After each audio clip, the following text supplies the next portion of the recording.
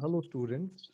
In this video, I'm going to tell you about spice coding for a CNT-FET circuit.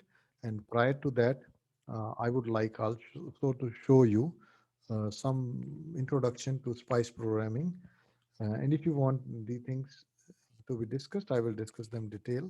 But right now, my focus is to give you some idea about spice coding for CNT-FET circuit. So when you talk about spice programming, the program itself is actually combination of several things. So suppose you are going to write a program. So programming is quite simple as far as spice coding is being concerned. The only thing is you have to learn the syntax.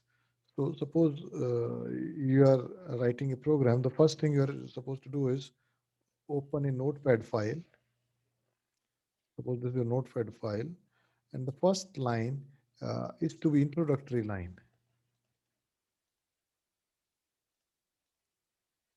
And you are not supposed to write any component or your some different definition in this line.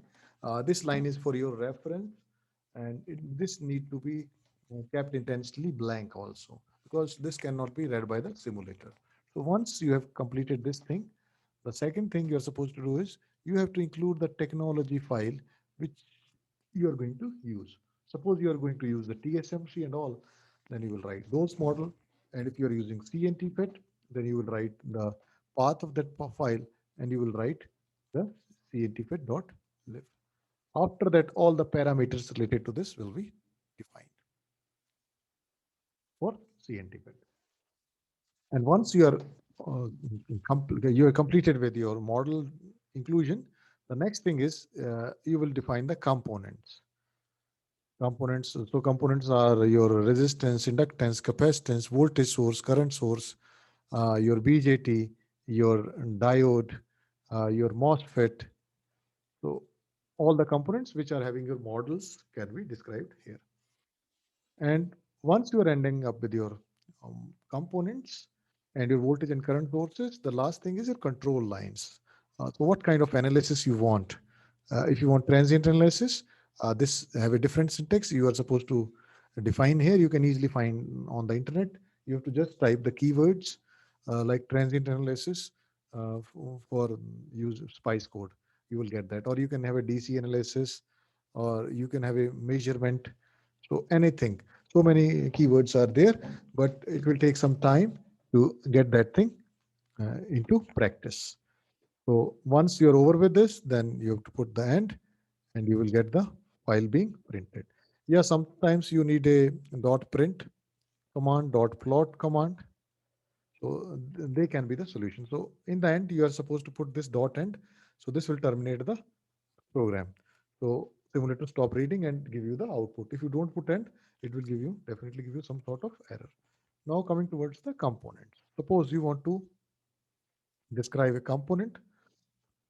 So I will give you with the help of some examples. Suppose you are having this resistance of 1K, then you are having a inductance of 1 Henry, and then you are having one capacitance of 1 farad, and then you are having a voltage source uh, like this. So this is grounded. So the first thing you're supposed to do is you have to number all the nodes. So this is the first node, this is one, this is two, this is third node, and this is the same node. So this is ground. So now when you actually numbering the components nodes in the spice, you are having a variety of options. So either you can use numbers. So you can use numbers, one, two, three, and so on. Also, you can use alphabets like A, B, C, and all. And you can use mix of them, alphanumeric, alphabets as well as numbers. So they are alphanumerics. So they can be written as A1, A2, or anything as per your desire. So now I will start describing this. So the first component is resistance. So first we will write positive node, then negative node, then we will write about component value. So this is your resistance. So 3, 0, component value is 1K. Or next is your inductor. So inductor symbol is L. Uh, then you will write 2, 3. So 1 Henry, you will write 1. It will understand from L that is Henry and 1. So if it is millihenry, you will write milli and so on. Then your capacitance C, 1 and 2. So if suppose it is 1 farad, you will write 1. If it microfarad, you will write microfarad U. Or the best way is you can write like this 1 E minus 6. So there might be confusion in writing these numbers. So this is over. Now voltage source. So voltage source is 1 and 0 or ground. It's up to you. You can write either of two. Then you have to specify the type of voltage. It can be DC, it can be AC, it can be pulse. So you're supposed to define it. Suppose it is a pulse. Then this is your positive, this is your negative. Then you will write pulse. So the simulator will know this is a pulse. And this is the syntax for writing the pulse. This is your V1, this is your V2, and this is your delay time, this is your rise time, this is your fall time, this is your pulse width, and this is your period. So I will explain them. Suppose you are having a pulse like this. So here you can see this is 0, this is your 5 volts. So here is 0, this is 5 volts. Then your delay time is, let's say there is some delay, 5 nanoseconds. After that, there is no rise time and fall time. And then pulse width. So pulse width, we can say that your pulse width is actually 5 nanoseconds. And if you're repeating this for a number of times, then this is called period. So these are important as far as your description is being concerned. Now coming forward for the components. So other components can be BJT. I am straightforward coming to the MOSFET. So in MOSFET, you can see the thumb rule says that MOSFET is being actually defined by M. So if you are having one MOSFET, M is fine. If you are having a number of MOSFETs, you will supposed to give the number like M1, M2, M bias and all. So just give the idea to the simulator that all of them are different. Then you will specify them in a fashion: drain, gate, source, and body. And after that, you are supposed to give the model name, this PMOS. And immediately when simulator read this, it will look for PMOS, and it is already being explained by you or defined by you in the model or dot include in the beginning of the program. So it will get the values from there. Then you will write the WL ratio here. So this is the syntax for your MOSFET. Now we are talking about CNT FET. So CNT FET is also MOSFET, but it is actually category. So X CNT is being used where X is sub-circuit. So we have explained it in the library. So you are including the file cntfet.lib. Then you will explain like this: drain, gate, source, and body. Then you will put a value. If it is a pfet, you will write pfet. If it is nfet, nfet. But this name should be the same as explain the cntfet.lib. If you're not doing the same, your simulator will be giving you some sort of error. Now coming towards the actual circuit. Suppose this is your actual circuit. So here, what are the different transistors that are important? So number them. So these are access transistors, this one and this one. So you will write it as M1, M2. This is your M3. This is another transistor M4. This is M5. This is M6. This is M7. This is M8. This is M9. This is M10. This is M11. And this is M12.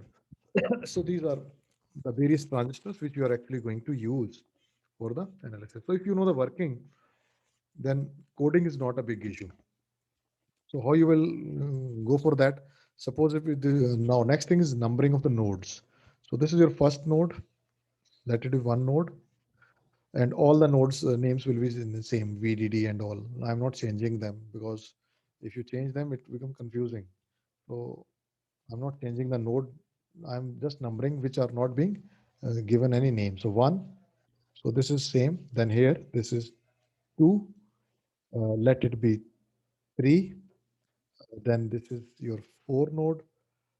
Then two, two. This is same. This also becomes two, four, four, four. So this node is also four. And this node is two, two, two, two. And this node is five. And this node is again one because they are short circuited. So four, this is also four, this is also four. So I'm not going to change them. So now how you will write the code? So this is your MOSFET. So XCNT stands for MOSFET. So this is MOSFET number one, CNT FET number one. So you will write XCNT one. Then you will write drain, gate, and source and body. So this is your drain two. Source is WLA, and drain gate source. Sorry, gate is WLA, and then source is one, and four terminals also connected to the source. So one. Then this is your NFET. So you will write NFET here and its parameters. This you already know. And then next is XCNT2 here. So drain is VDD. Then gate is 2. Then source is 3 and body is 3. So this is again NFET. So I will give you one more example, that PFET. So this is your PFET. So this is your XCNT5. And after that, what you will do, you will write drain. Drain is this, then gate, then body is 2 or Q. So 2, I will be writing 2. So it's better to write it as Q. So wherever you are having 2, you will write it as a Q. So you will not get any problem in the later stages. So I'm replacing 2 by Q. So now Q is not there. Similarly, 4 need to be replaced by QB. 4 need to be replaced by QB. So make sure you are doing this thing in your program. Otherwise, you will get some sort of error. So drain, gate, source, and body, Q, Q, 2 times. And then this is your PFET. You will write PFET here, and then you will specify some parameters. So this is how you can explain, you can, what I'm saying, you can describe all the components, define all the components. And once you are completed with that, then you come towards the next portion.